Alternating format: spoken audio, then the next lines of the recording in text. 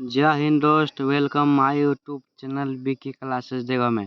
तो देखिए दोस्तों, आज हम लोग पढ़ेंगे क्लास 12 का पॉलिटिकल साइंस दोस्तों, चैप्टर 2 दोस्तों, वीवीआई नोट्स क्वेश्चन आंसर देखेंगे दोस्तों।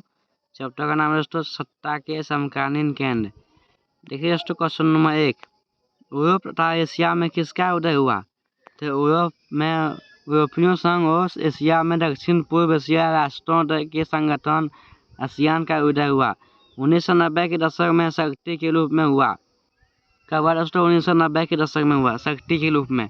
क्वेश्चन नंबर 2, ओपन डोर की नीति कब और किसने चलाई? देखिए दोस्तों, 1978 दिसंबर में डेंग शाओपिंग ने ओपन डोर यानी मुक्त द्वार की नीति चलाई।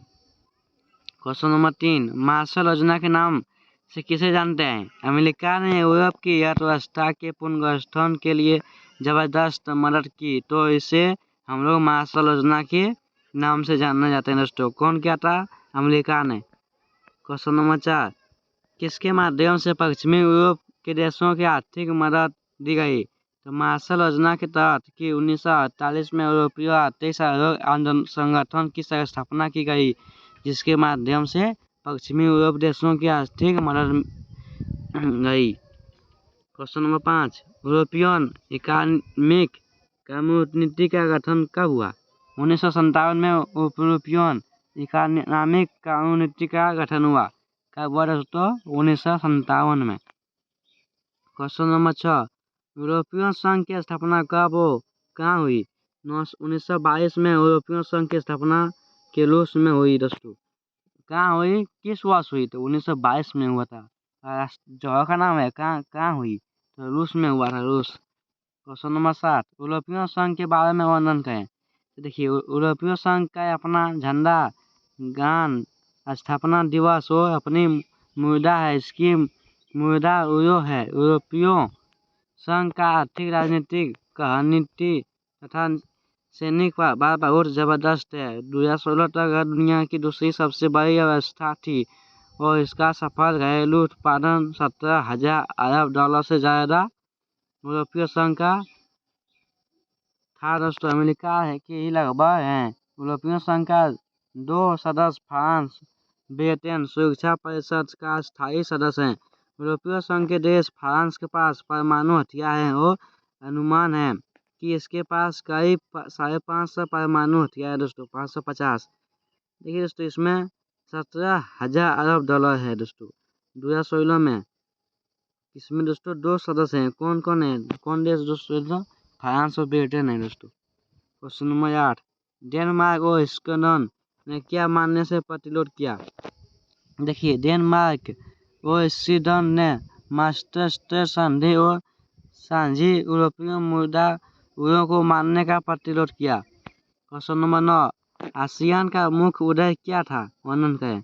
1967 में ये ASEAN आसियान क्षेत्र के 5 देशों ने बैंक का घोषणा पर हस्ताक्षर करके आसियान की स्थापना की। ये देश थे झंडों ने एशिया, मलेशिया, फिलीपींस, सिंगापुर और थाईलैंड। आसियान का उद्देश्य मुख्य रूप से आर्थिक विकास को तेज करना और उसके माध्यम से सामाजिक और सांस्कृतिक विकास हासिल करना था। आसियान का सदस्य संख्या 10 हो गई। कितनी दोस्तों? आसियान की सदस्य संख्या 10। आसियान क्षेत्रीय मंच AIF की स्थापना 1944 में की गई। पूछेगा दोस्तों, आसियान क्षेत्र में मंच AIF की स्थापना कब हुई? तो 1944 में।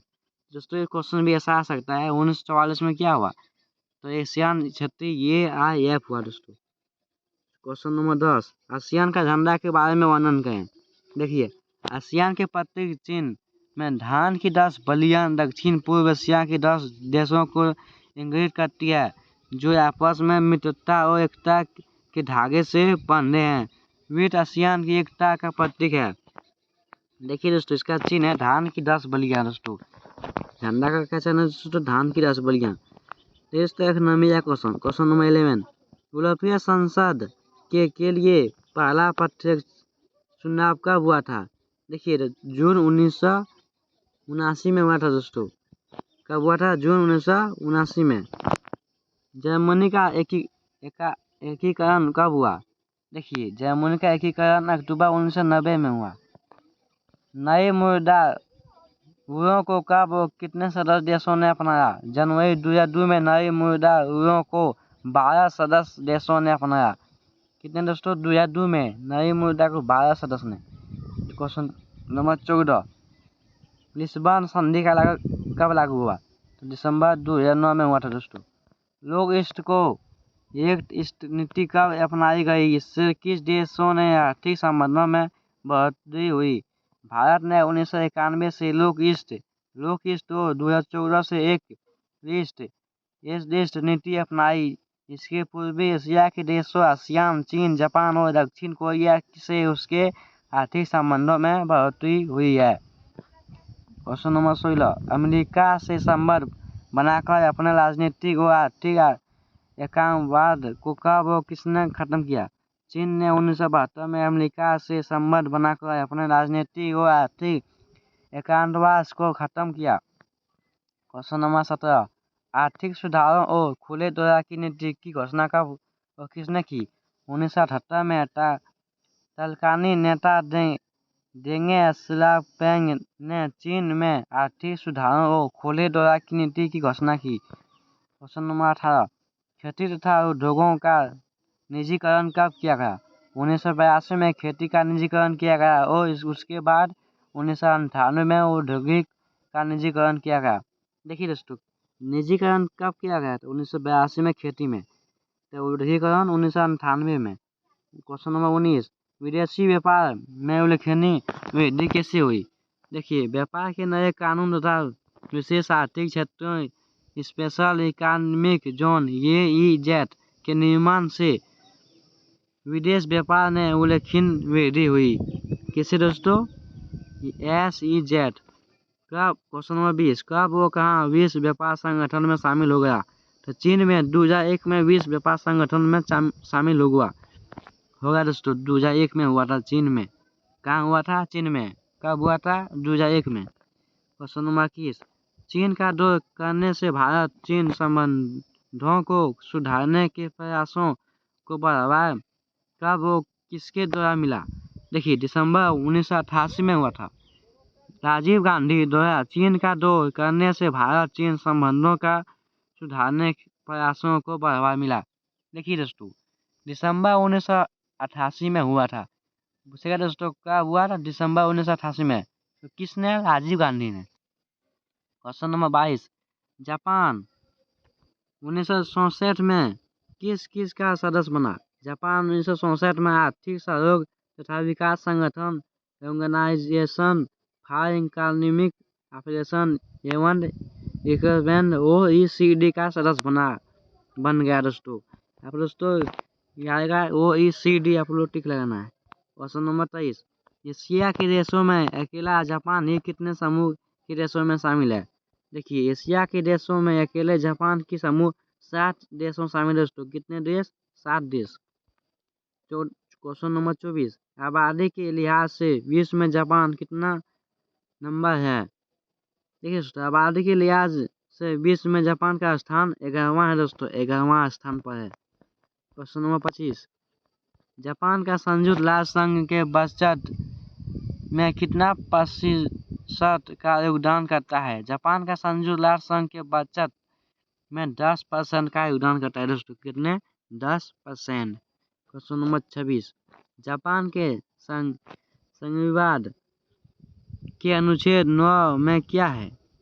संविधान देखिए, संविधान है जापान के संविधान। जापान के संविधान के अनुच्छेद 9 के अनुसार राष्ट्र के संभव अधिकार के रूप में युद्ध को तथा अंतर्राष्ट्रीय विवादों को सुलझाने में बल प्रयोग अथवा धमकी से काम लेने के तरीके का जापान के लोग हमेशा के लिए तैयार करते हैं। क्वेश्चन नंबर 27, देखिए दोस्तों, हम लोग 30 क्वेश्चन देखेंगे आज। दोनों कोरिया संयुक्त राष्ट्र के सदस्य कब बने? 17 दिसंबर 1991 को दोनों कोरिया संयुक्त राष्ट्र के सदस्य बने। कब बने दोस्तों? 17 दिसंबर 1991 में। क्वेश्चन नंबर 28, दक्षिण कोरिया OECD का सदस्य कब बना? दक्षिण कोरिया 1996 में OECD का सदस्य बना दोस्तों। कब बना? 1996 में। क्वेश्चन नंबर 29, 2017 में दक्षिण कोरिया दुनिया में कितने नंबर पे सबसे बड़ी अर्थव्यवस्था है? दक्षिण कोरिया में 2017 में इसकी अवस्था दुनिया में 11वीं सबसे बड़ी अर्थव्यवस्था दोस्तों, 11वीं। क्वेश्चन नंबर 30, दक्षिण कोरिया का सैन्य खर्च में कितना स्थान है? देखिए आप लोग का लास्ट क्वेश्चन, दक्षिण कोरिया की सैन्य खर्च में 10वां स्थान दोस्तों। देखिए दोस्तों आप लोग का वीवीआई क्वेश्चन हो गया दोस्तों। तो मेरे चैनल को सब्सक्राइब कर लीजिए तो दोस्तों वीडियो को लाइक कर लीजिए ताकि आपको नए वीडियो दोस्तों मिलते रहे। जिसकी दोस्तों थैंक यू।